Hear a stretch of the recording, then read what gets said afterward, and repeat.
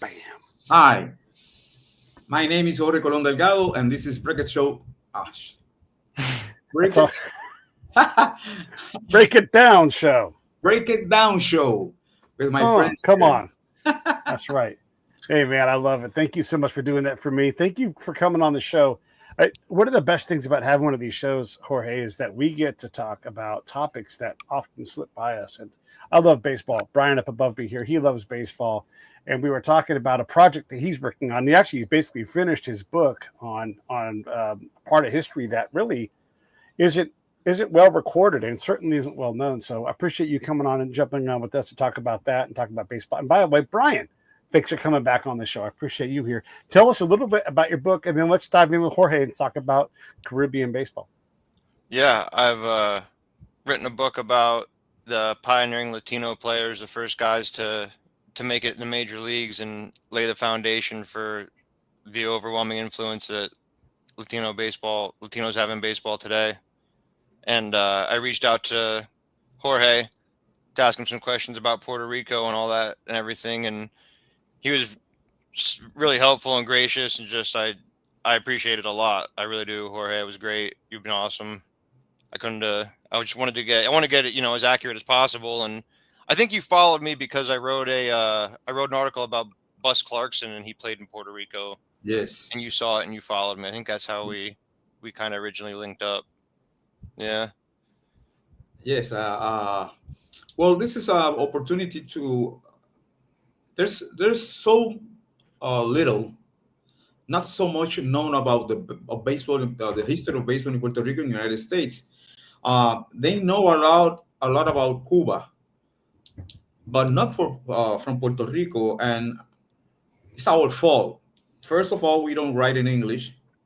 We don't have programs in English. And when I have a chance like this one, I jump rapidly on the wagon because this is a chance, an opportunity to people know a little bit about how baseball developed in Puerto Rico and how important has been Puerto Rico to the history of baseball, Major League, Negro Leagues, and the Caribbean. Yeah, a huge influence. It was basically the second nation to have baseball take off in the Caribbean, as far as I know, after Cuba Hmm. Yes. in the Spanish American War. Well, And go ahead. well, we were before the Spanish American War. Oh, okay. Spanish American War was in February, began in February 1898. We began practicing baseball in 1896. With Amos Iglesias Van Pelt. Amos Iglesias Van Pelt, who came from the United States, his father was Puerto Rican, his mother was from New York City, and he came to Puerto Rico in 1895, and he learned how to play baseball in the States. And then one day he was walking in San Juan, old San Juan, and he noticed that there was no baseball action in the streets. And one day he saw this big man with a bat in his hand, and he went to him and he said, "Hey, do they play baseball here?" And the man who later was known as Braulio Sanchez, a Cuban, said, "Well, we don't play baseball, organized baseball, but there are some Cubans who know how to play baseball." And so Amos said, "I want to meet them." And Braulio was the man that put Amos Iglesias Pampel with those Cubans, and they decided to. They made a team called Almendares. Braulio Sanchez helped a lot in that team. He gathered every Cuban that he knew how that played baseball in San Juan, and there were 8 Cubans. So Amos then, once that team was organized, he then knew two Puerto Ricans who knew the game, and with those two Puerto Ricans, he taught other Puerto Ricans, and they made the Puerto Rican team that is called Borinquen. And they began practicing in 1896, 1897. And then in January 9th, 1898, the first official baseball game was played in San Juan and in Puerto Rico between Almendares and Borinquen. It was suspended by rain in the third inning. Puerto Rico, Borinquen was ahead 3-0. So every Sunday they played every Sunday. But what happened is that in February, the USS Maine exploded in the La Habana Bay, Cuba, and that began the hostility, the war between the United States and Spain. And so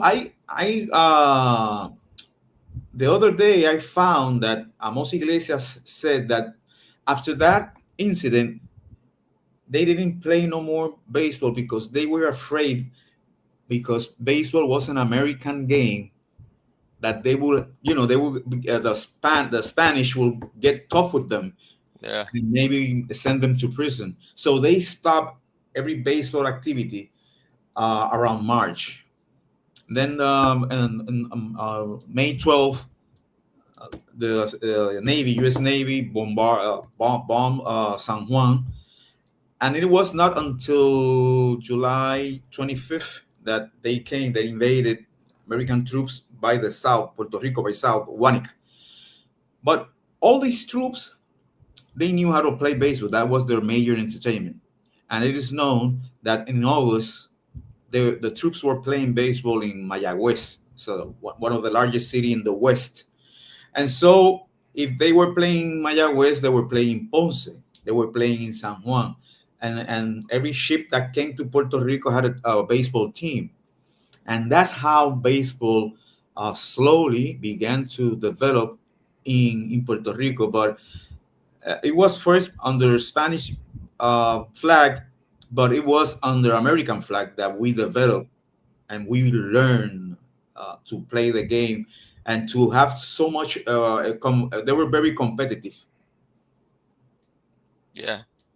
Yeah. That's one thing I noticed. I didn't realize that until I started researching for the book, how the role baseball played in separating the Latin American countries from the colonial powers. The traditional sport was bullfighting, with the Spanish authorities, and baseball replaced that across, from Panama to Nicaragua, Cuba, Puerto Rico, you name it. And that's the relationship between America and Latin America is just always been a little bit contentious with the colonialism and all that stuff, blah, blah, blah. Uh-huh. But one thing I noticed that I thought was pretty cool is, so the Abner Doubleday myth, Albert Spalding made up the Abner Doubleday myth, and he made it up because he didn't want baseball to be associated with England, which was America's colonial power. So throughout its history, the New World has been using baseball to differentiate itself from the Old World, whether it's the Anglo world, the Latin world, whatever, you know what I mean? Yes. I thought that was pretty cool. Yes. With Puerto Rico, if Amos would not have made that trip to Puerto Rico, it's very possible. Yeah. That we will have learned to play baseball with the troops. Yeah. But look at this. The Americans began to play in 1896. Okay? No, 1898, sorry. In 1913, the first American team came to Puerto Rico. Name was the All-American team. And they have a very good team. And they play with Ponce High School team. And the Ponce High School team defeated them. So when you take the time since 1898 to 1913, that's a small amount of time, small period. And Puerto Ricans learn fast. And they learned so fast that they defeated that team. That was a huge up for the Puerto Rican because they got self-confidence.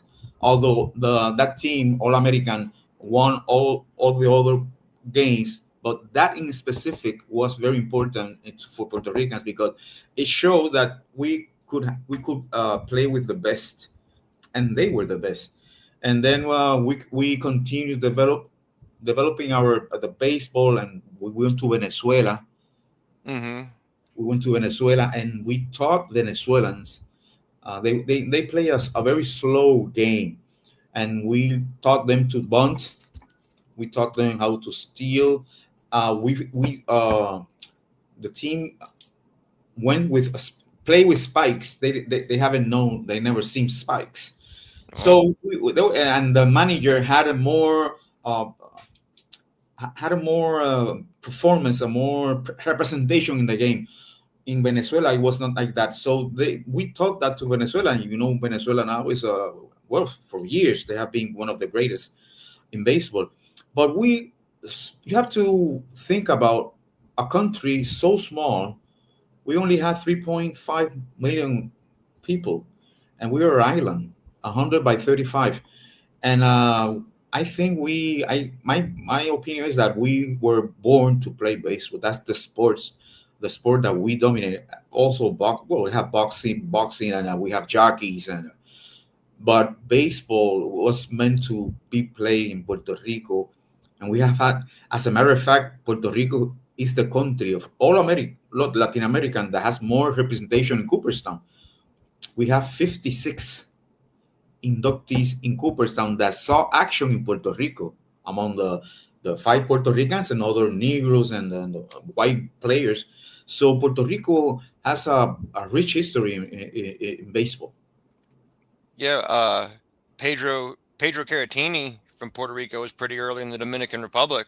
Yes, Very influential there. Yeah, they call early on. they call him the father of the Dominican baseball. Yeah, yeah, from Puerto Rico. From Puerto Rico, and so it was a that was a we developed. And then in 1916, the first Negro League team came, Alejandro Pompes, the Cuban Stars, and Yeah, that was the beginning, because that was the love at first sight, because we love yeah, Negro. Yeah, we love Negro players because we don't have segregation. We have never had segregation, so we never saw this is Negro and this is white. No, we saw them as equal as us, and they felt beloved in Puerto Rico. That's why they came year after year, and that's why they, as Joshua Gibson say in his book, in a book of biography of Joshua Gibson, my best days as a ball player were in Puerto Rico. That's very big words that Josh Gibson, that yeah. playing every place all around, says that the best time in baseball for him was the time that he was in Puerto Rico. As a matter of fact, the two times or two chances that he had as a manager was in Puerto Rico, with the Brooklyn Eagles and with Santurce, and he didn't manage in the Negro leagues. So Uh, you can see that union of Puerto Rico with the Negro leagues. yeah, yeah, absolutely. I'm curious. Who do you think the best Puerto Rican player was before Perucho Cepeda? Well, there was Caratini. Pedro Caratini was one. We Yeah, have Manuel Mutis. There was a hurler, southpaw. He threw a no hitter in Puerto Rico. He was the first to throw a no hitter in Puerto Rico, and he threw a no hitter in Dominican Republic. And he was a black Puerto Rican. okay. Um, Before Perucho, I think Perucho, because Perucho came in the 30s, 20s and 30s. Perucho was the first big star. But Right, right. we have two in that era: Emilio Navarro. Yeah, We have Monchile Concepcion, Ramon Monchile Concepcion, and later, a little bit later, Francisco Coimbre. yeah. Yeah. Tell me about Concepcion. I don't recognize that name. Concepcion was a second baseman, and he played in the Negro Leagues with us a few teams as the Lincoln Giants. That's one of them. He was that in December 2020, uh, Major League Baseball recognized 7 leagues as big leagues. Mm-hmm. So that made Monchile a big leaguer, Right. and that made Emilio Navarro a big leaguer. As a matter of fact, Emilio Navarro, who everybody thought that he was the first Puerto Rican to play in the Negro Leagues, it wasn't him. It was Jose Torres, who played a doubleheader. Yep. And we call him here Jose Gacho Torre. Gacho Torre because Gacho means that part of his ear he didn't have part of his missing. Oh yeah. Yeah, and he when the person misses a part of his ear, they tell him he's Gacho. So Jose Gacho Torre was the Puerto Rican Major League For Newark, I believe, Yeah. right? Yeah. Eastern Color League. Yeah. How do you know how he lost his ear? Part of his ear? Must be fighting because he Yeah. he liked to fight. Oh, they all? Everyone loved to fight back then. Yeah, he liked to fight, and he had he was tremendous. But and he was a great ball player. What happens is that there's not so much records. You have to read the newspapers, but you cannot go to a book and say, "Well, Jose Torres did this Sunday, the next Sunday did." No, we don't have that. Right. But I know, because of the things that I read, that he was a great ball player before Perucho. Perucho has been under the radar so many years. Oh my gosh. And when you have a shortstop batting fourth in that time, that era, that's Unheard today.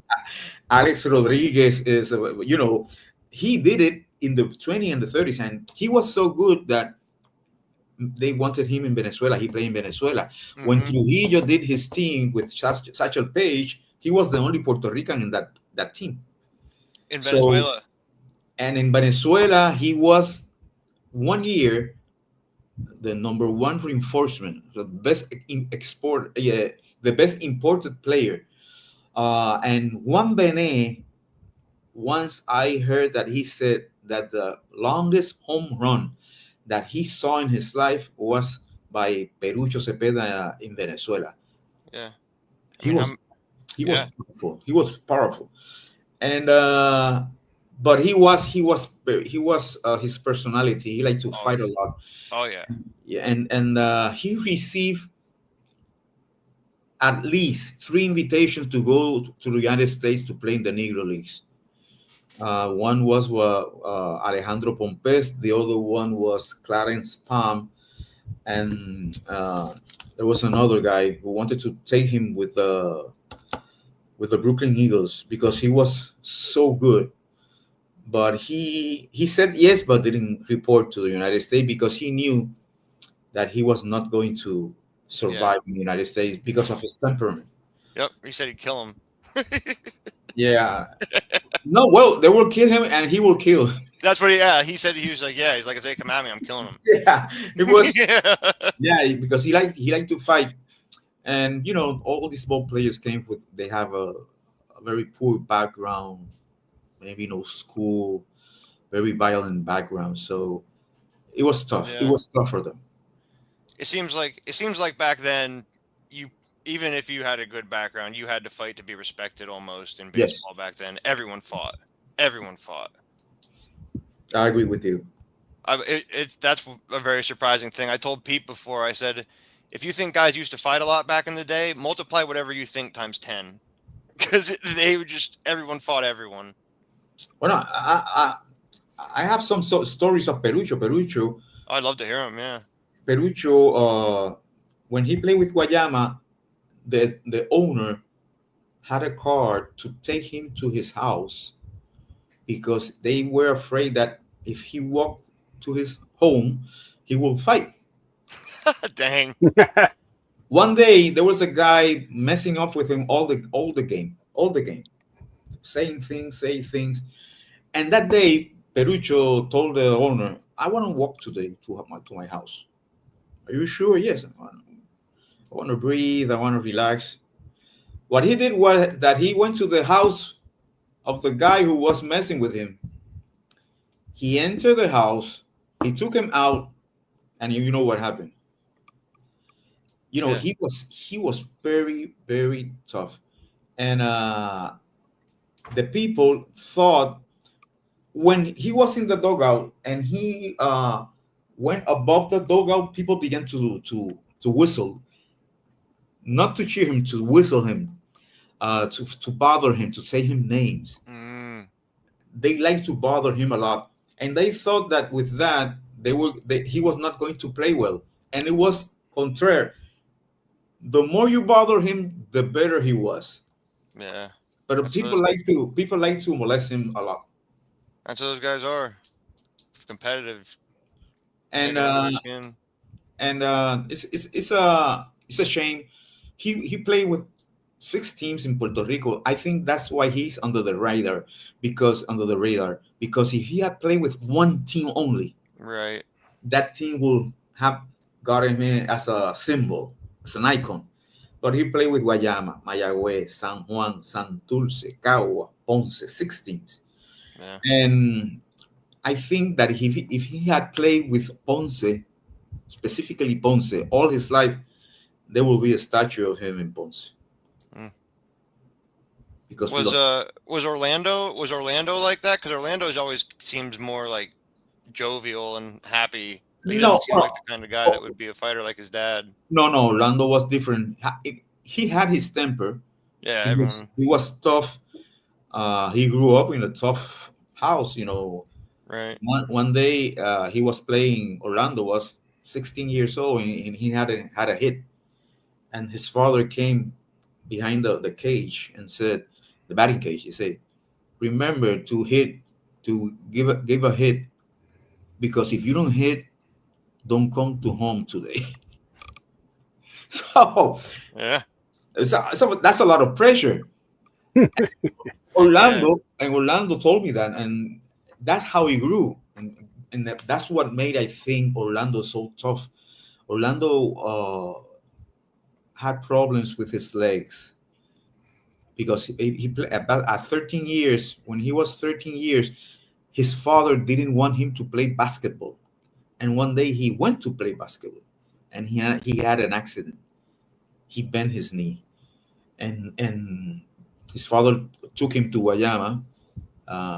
I think the doctor was Doctor Roque Nido, and he operated him and had an operation, and he fixed his leg. But he never was 100%.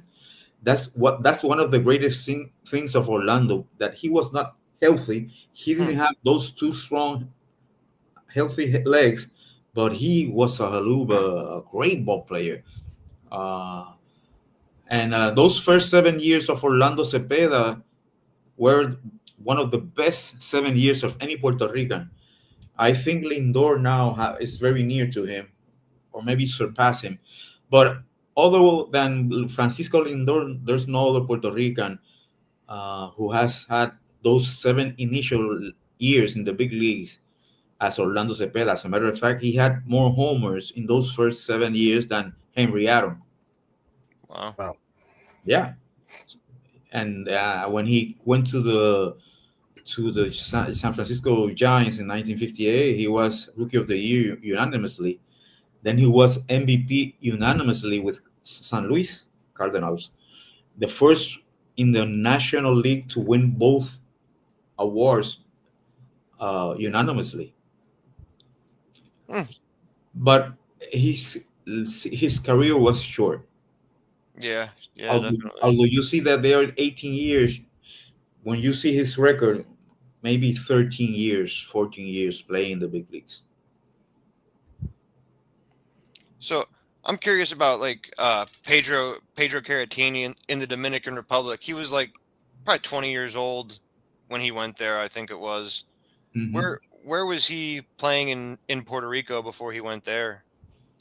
In San Juan, he Yeah. played in San Juan, and he played in the South, Ponce, Coamo, and then he was the first to make a triple play in Puerto Rico in a game. Oh yeah. So He he was did it there from the beginning. He was there from the beginning with Iglesias. a little bit later. A little bit later. A little bit later, Iglesias. I think Iglesias in the first decade, he was out of baseball. Oh. Iglesias. Yes, he was not. He knew how to play baseball, but as more Puerto Ricans is what I have perceived.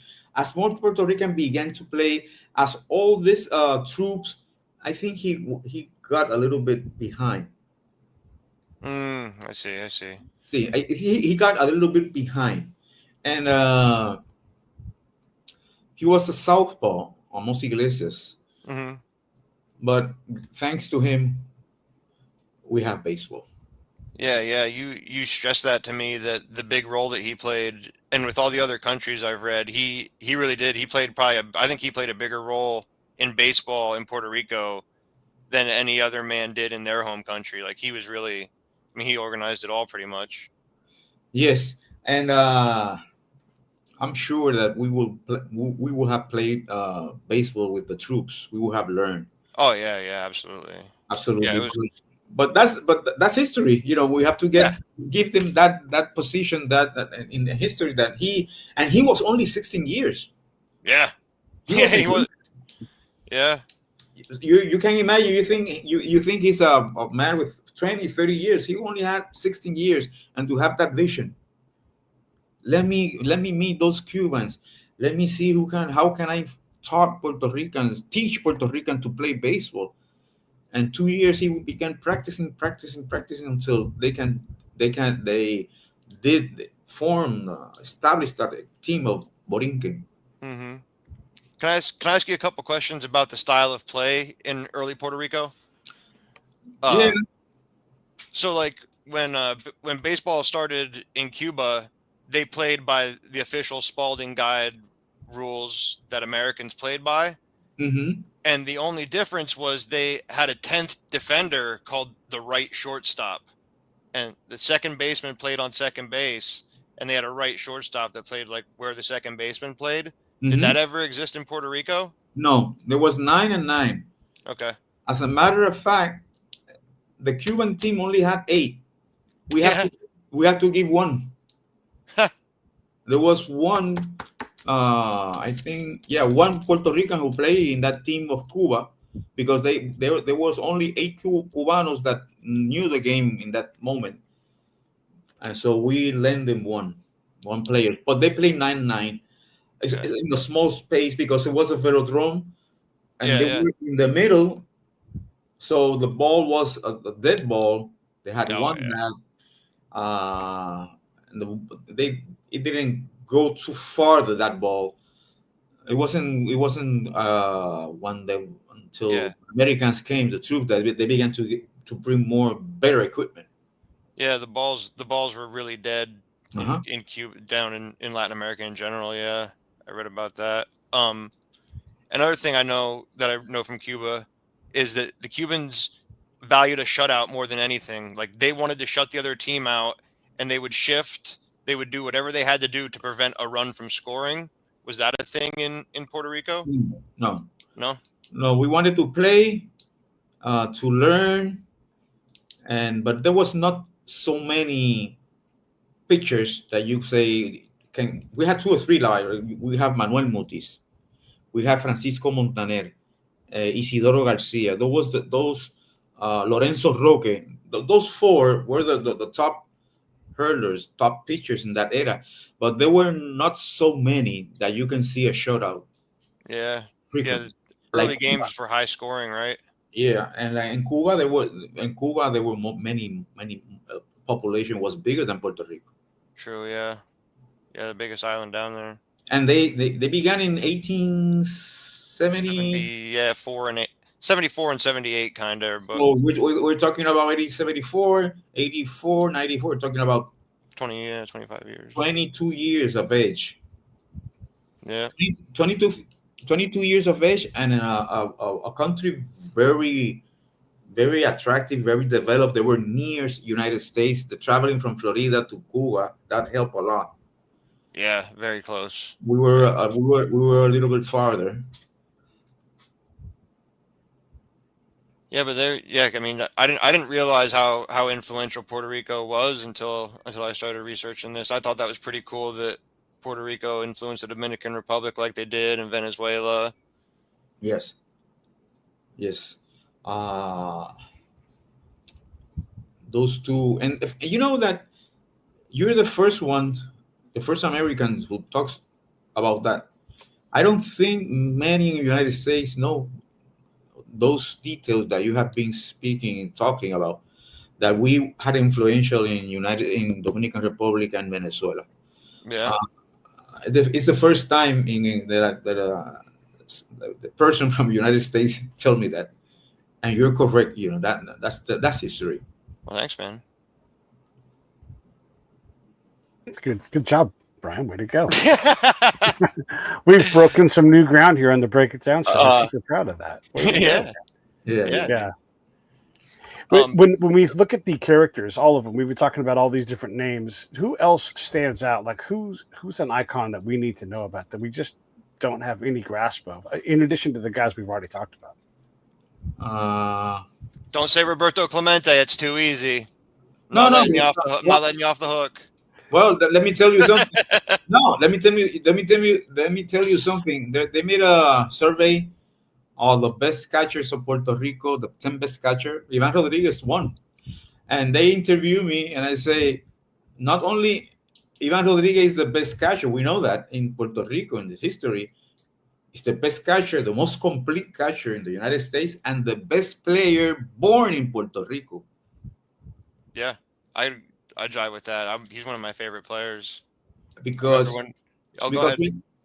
when you compare, everybody says Roberto Clemente, but when you compare Ivan Rodriguez with Roberto Clemente, because of the position, he almost had 3,000 hits.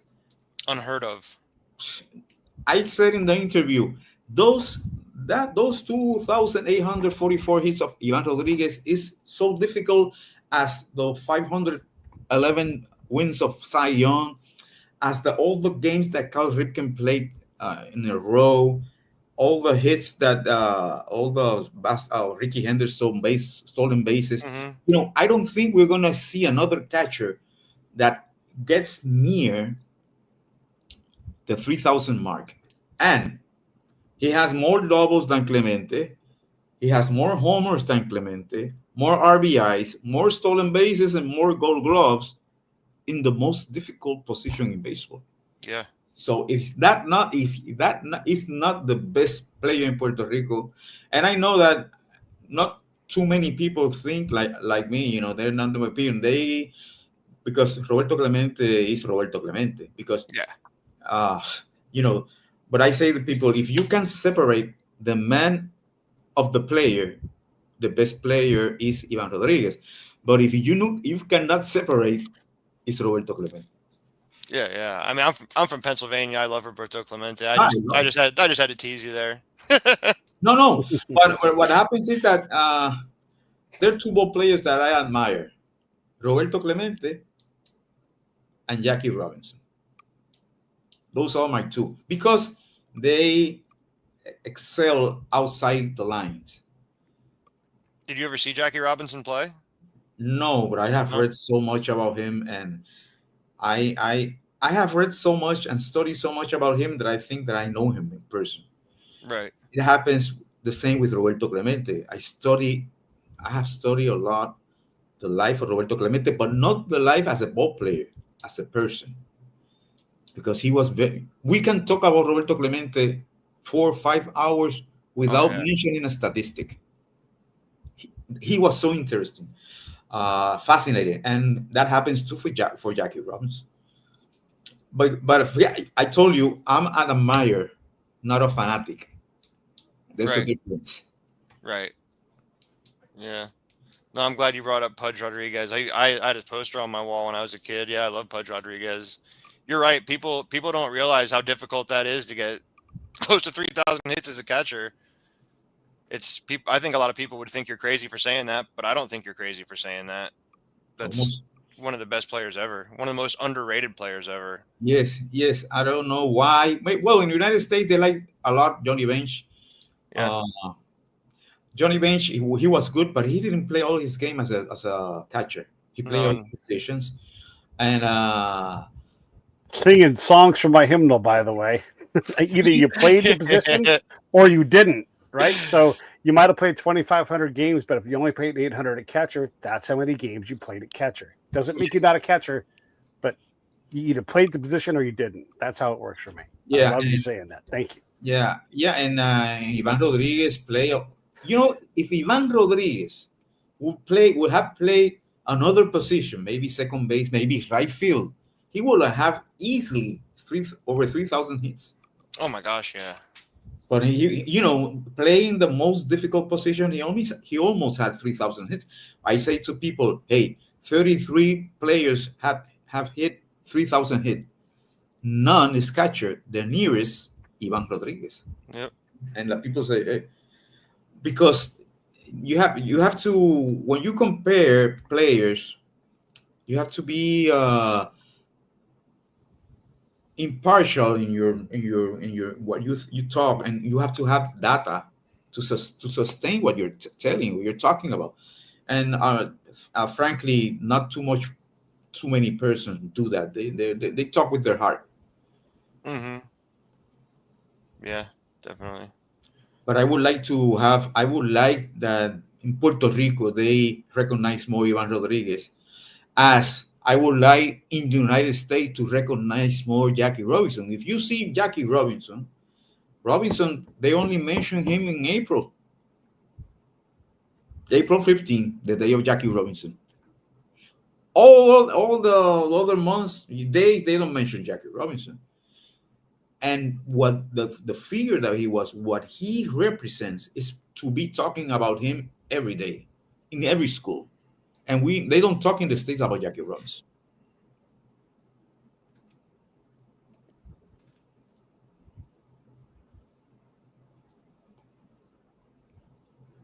Do you have a question, Brian? No, I thought I didn't know if he was gonna keep. I thought sorry, I thought you were gonna keep talking, Jorge. How about Hiram Beathorn and Luis Olmo? I didn't know much about Luis Olmo, or the only thing I knew Hiram Beathorn from was that the Expos played in his ballpark, in the ballpark named after him. What were they like as ball players and as men? Iran Beathorn was the first Puerto Rican in the big leagues until 2020. And he was a tall guy. He had a fastball. He almost won 20 games in a season, almost. He was leader in shutouts with 7. But then came World War II, and he went to war, U.S. Navy. And when he came back, he was not the same. And he lost condition. And then he became umpire. And in finals December 1950, he was traveling from Chicago in his car to Mexico to baptize his nephew. His nephew is alive. I know him. Oh yeah. Yep. And he had a problem with a policeman, and the policeman they struggled. The policeman said that they began to struggle, to fight, and he shot him. But they sent him to the hospital, to the farthest hospital, and when he got to the hospital, he was dead. And they throw him with all his clothes in the dirt. They dig in a hole, and they throw him in the dirt. Dang. And they shovel, and that was December 30. And then the family began to worry because they didn't know where he was. Then the government, the governor of Puerto Rico, talked with the government of the United States.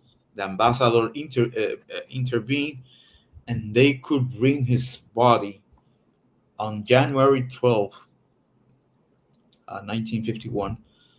And when they opened the casket, he was irrecognizable, full of mud, dirt, and with the clothes that he was shot.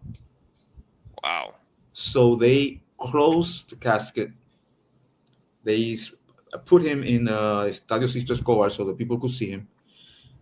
Only one day. And that same day, they bury him. Yeah, I guess so, huh? Dang. Yeah, it was very tragic. Yeah. But Luis Olmo told me that he had a very fast ball. He threw hard, very hard. About Luis Rodriguez Olmo, he was the first outfielder to catch basket before winning. I asked him, and he told me that he got that from a shortstop that he didn't remember his name, a shortstop from Cincinnati that had catch the ball in basket. So he began to catch the ball in the outfield basket catch. And he was a great ball player, but he went to Mexico, and Major League Baseball suspended him. Oh yeah, the Pasquales. Pascual, that's the name, and Yeah, that and he could not play even in Puerto Rico. right. Yeah, blackballed all those guys.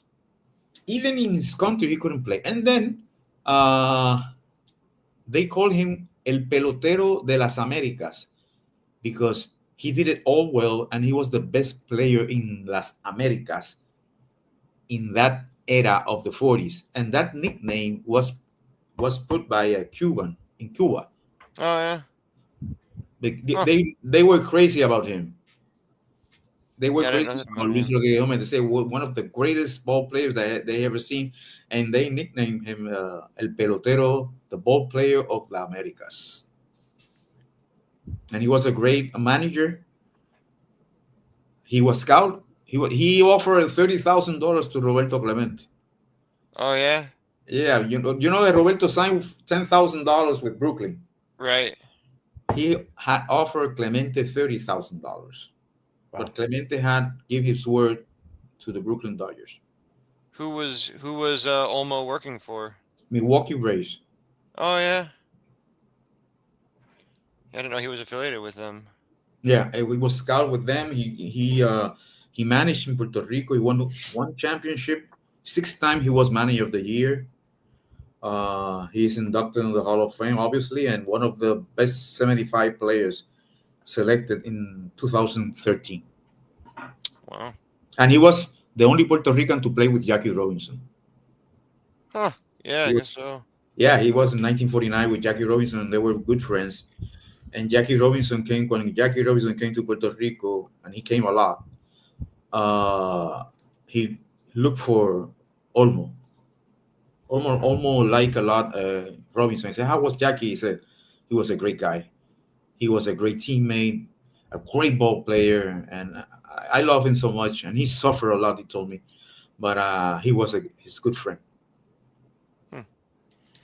Yeah, it seems like baseball in Puerto Rico really modernized quite a bit in the 1930s. Like in like 1932, 33, you started to see like Cubans were leaving Cuba, leaving their season early to come to Puerto Rico and play, which was unheard of outside of them going to America. Like they wouldn't go to Mexico, they wouldn't skip out on their native season to go to Mexico or Venezuela, but they went Mhm. to Puerto Rico.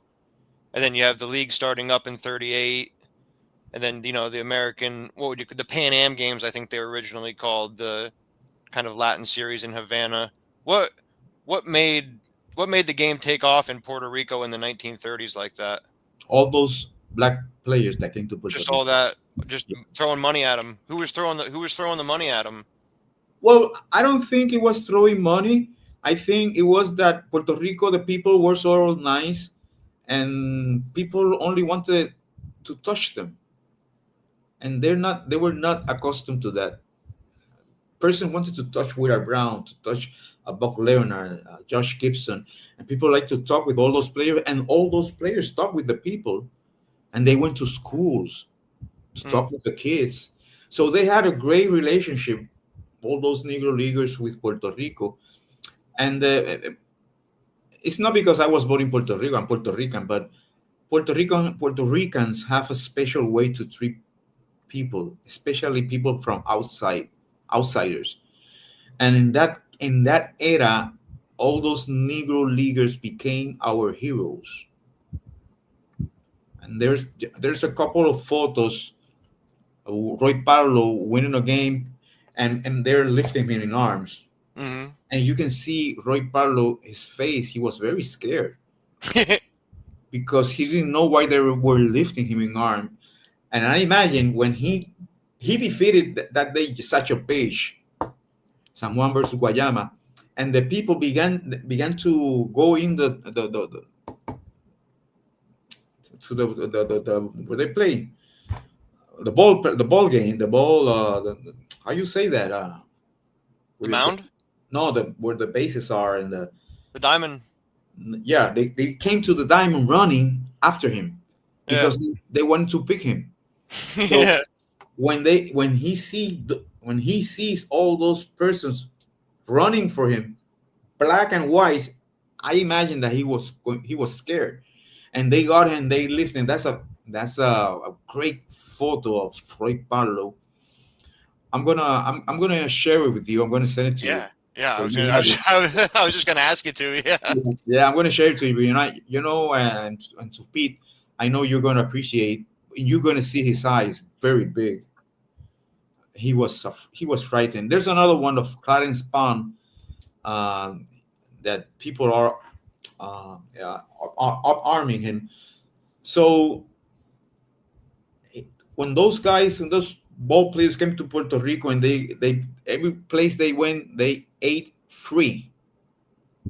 Everybody wanted to sit with them to talk baseball, and in here in Puerto Rico, a lot of fiesta. They invited those ball players, and they came year after year. As a matter of fact, and Bob Thurman, Willard Brown came 10 years to Puerto Rico. Yeah. Yeah. They came. Willard Brown was down there a lot. Yeah, I remember that.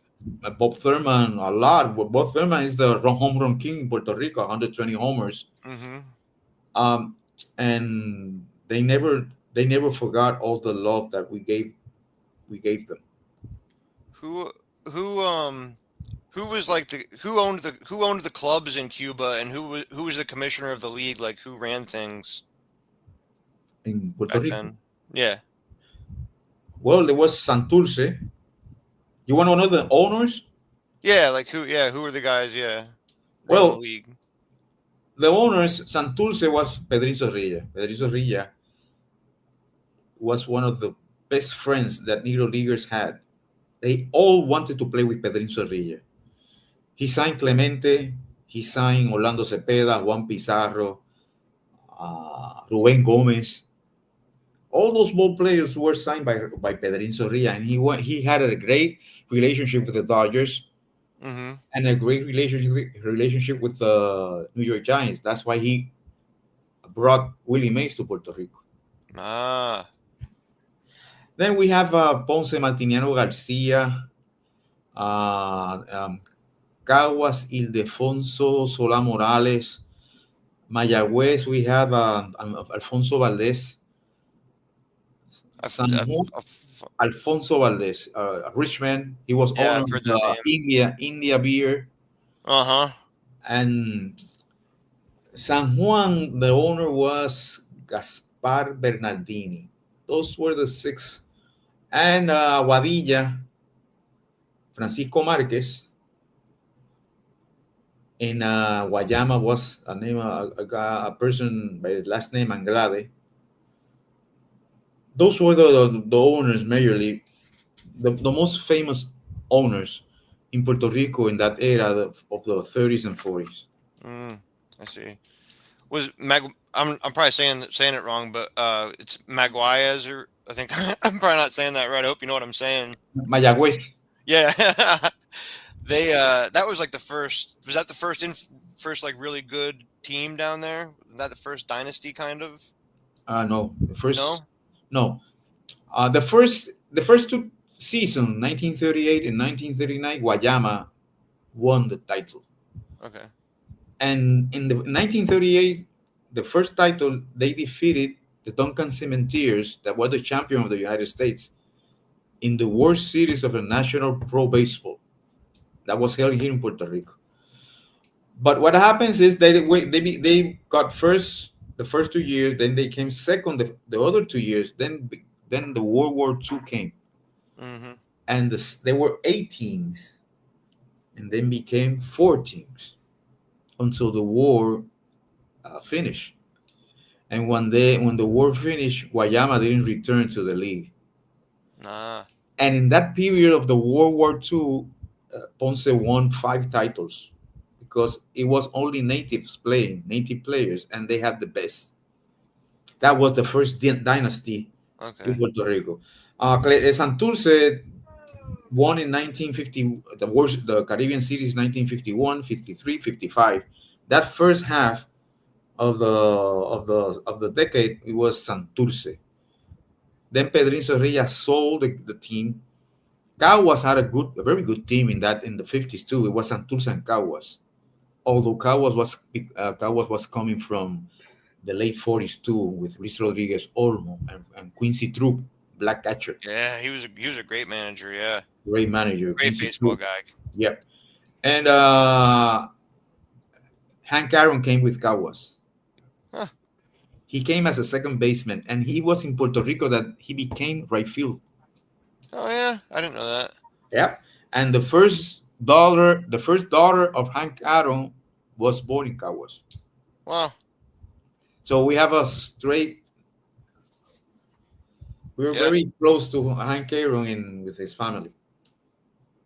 Oh, you met Hank Aaron and his family and stuff. Yeah. No, I met him here, and we talk about his daughter that he was born, and that when he came here as a second baseman, he was a little bit shy. He didn't talk too much.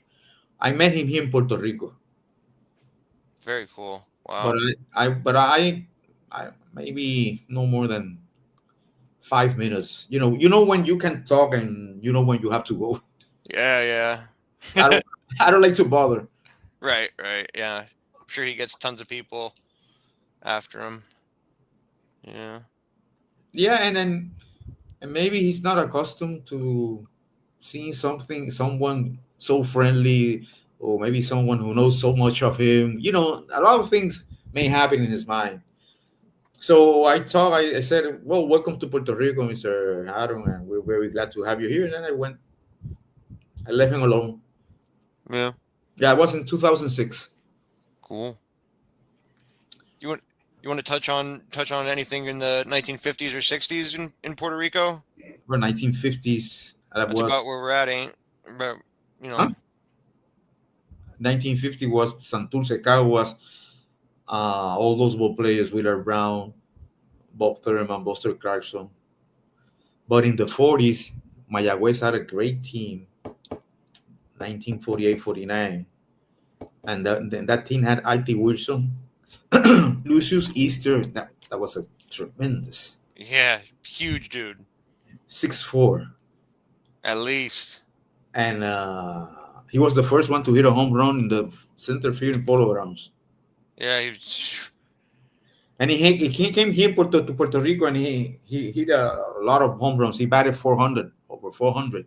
We had Artie Wilson, we had Wilmer Fields, we had Alonso Perry, Johnny Gaucho Davis. We call him Gaucho Davis, but Johnny Davis. He was pitcher and center field. And he threw a no-hitter and was the MVP that year.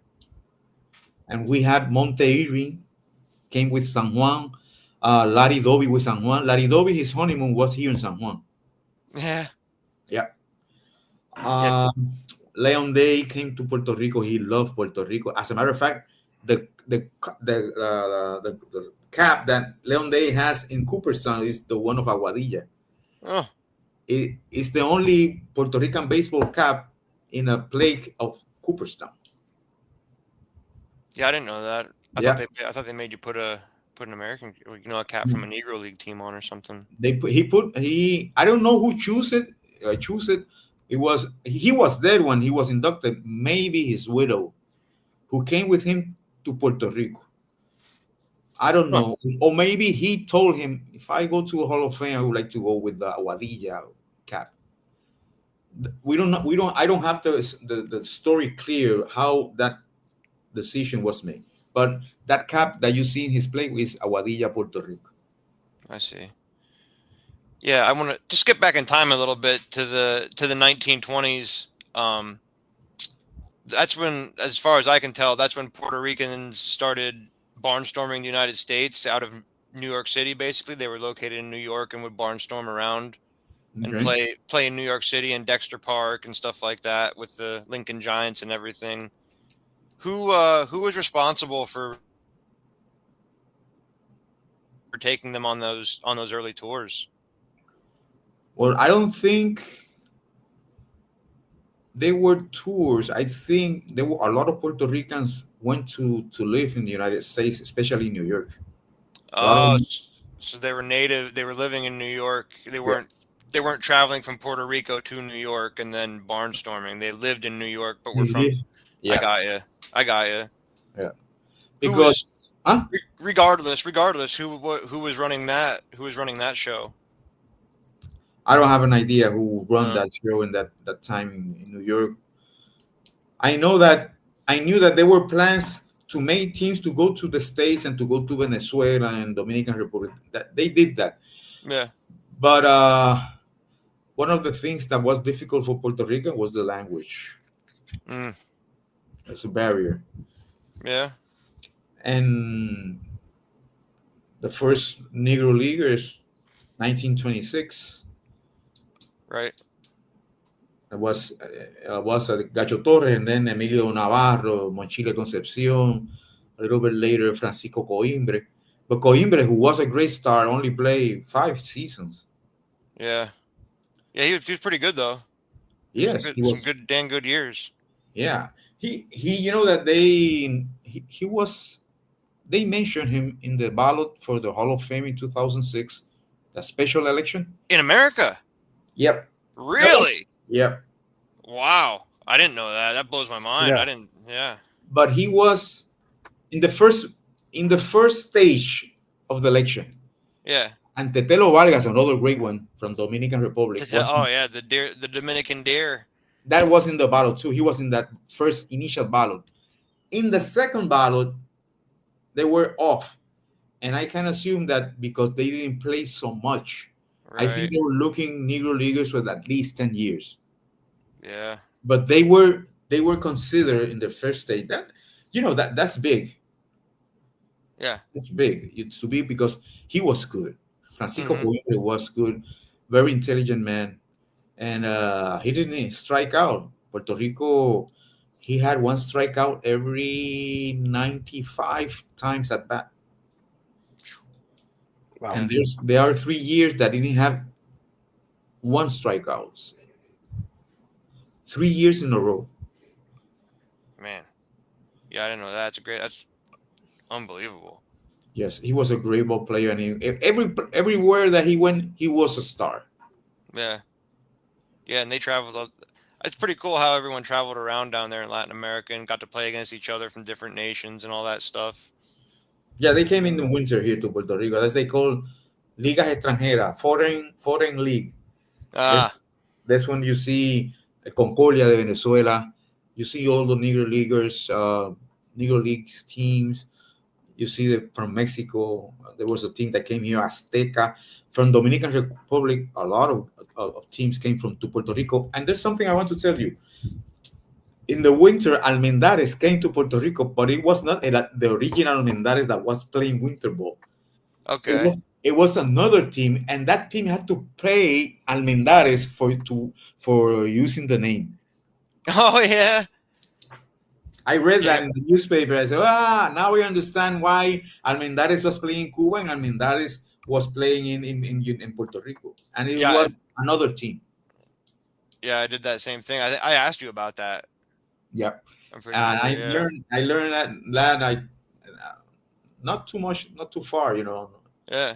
recently. It's I know right now why Almendares was in Puerto Rico in winter, and Almendares was playing winter ball in Puerto Rico. It was two teams.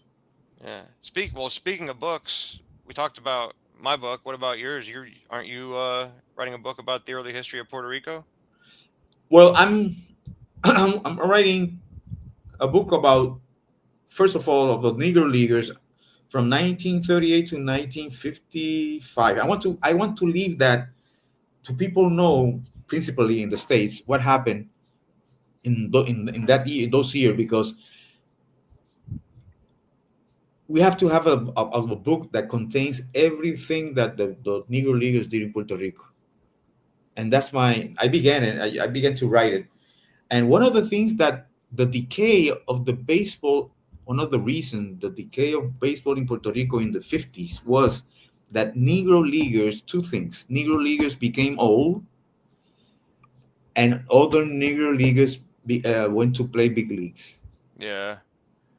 But I didn't know that happened in the 1950s. What happened that there was what was the term you used, a depression or whatever? What happened in the 50s? The 50s, well, attendance became low.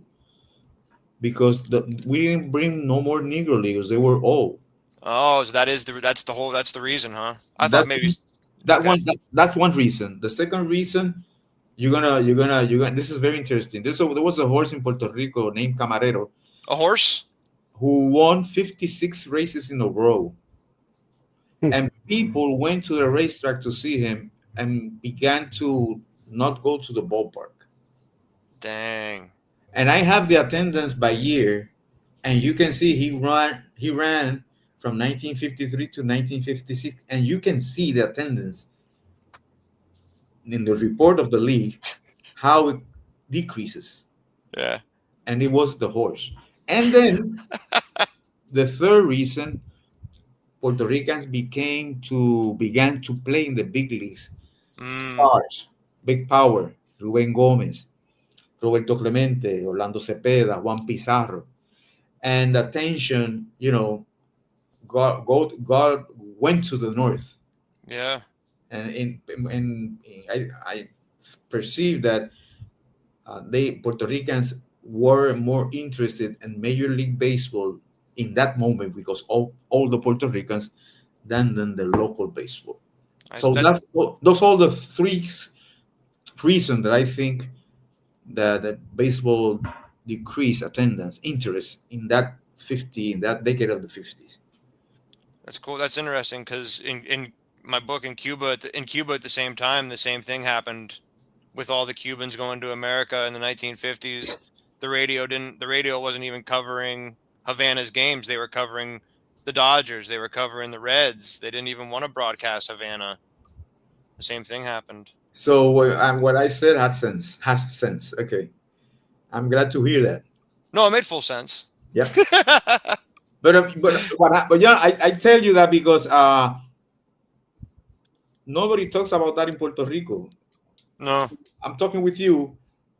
These are things that I have been thinking a lot, and now I talk with you, and you tell me that in Cuba the same. So Yeah. I wasn't I wasn't the dot and the point. Okay, Yeah, yeah. No, you've helped me a lot too. I mean, you've helped me more than I've helped you. we help each We other. help each other. Yeah, yeah. Yeah, which I appreciate. Pete helps me too. I do my best. I do my best. Yeah, yeah. I'm excited. I just love all this stuff. I love the old baseball history. It's so interesting. I'm fascinated also by these guys that have these micro careers. Like they get a chance to go play in the big leagues or whatever. You know, any of them, any of the thousands of dudes are like, I got my shot today, and they hit like 280 with the home run, and the team was like, sayonara, see you later, and then they go off, and maybe they go down to Puerto Rico or Cuba, where they do whatever they're going to do as their baseball career does whatever it does. Maybe they end up out in the Pacific leagues or something. But it's so crazy how these careers are so nomadic at times. And somebody Yeah. will just walk in from oblivion and be like, I can hit 350. And then they do. And like, who was that guy? You know, it's a crazy thing where baseball collects all these characters, you know? It's baseball so much history, but there's a lot of history, but there's so much history unknown. Yeah. Especially in Puerto Rico and Cuba and Latin America in general. Yeah, Cuba. There's a lot of books, and Americans, authors or American writers have always been very interested in Cuba. Oh yeah. It has something special. I don't know what it is, uh, because I always have thought, well, Puerto Rico has a lot of history too. Why they don't have that interest in Puerto Rico? I don't have the answer. But Cuba always have had that. Maybe because they have more stars, they were more organized. Stadium were bigger. s- They were more competitive. Cuba has something that attracts writers. It has not happened with Puerto Rico, sadly. The only one that has written two books about Puerto Rico in English. I know you. I think you know them. Tom Van Heining. Mm, He has two books of Puerto Rico in English, very good books. And he is in Saber. He lives in North Carolina. Oh, Yeah, as a matter of fact, I talked to him a little bit a while ago, and I have two web pages. NegroLeaguersPuertoRico.com. There you can find all the Negro Leaguers that play in Puerto Rico. yeah. Which most of them have their records year by year. And I have identified 210 between Puerto Ricans and American Negro Leaguers that play in Puerto Rico. And the other web pages I have is Baseball 101, baseball in Spanish, baseball101.com. And there we have some writers that do blogs, and I have digitalized all the statistics of the Puerto Rico Professional Baseball League. Yeah, I've been on that site quite a bit. If you want to know what happened in Puerto Rico, you go there and all the information is there. So the Negro Leaguers PuertoRico.com is in English.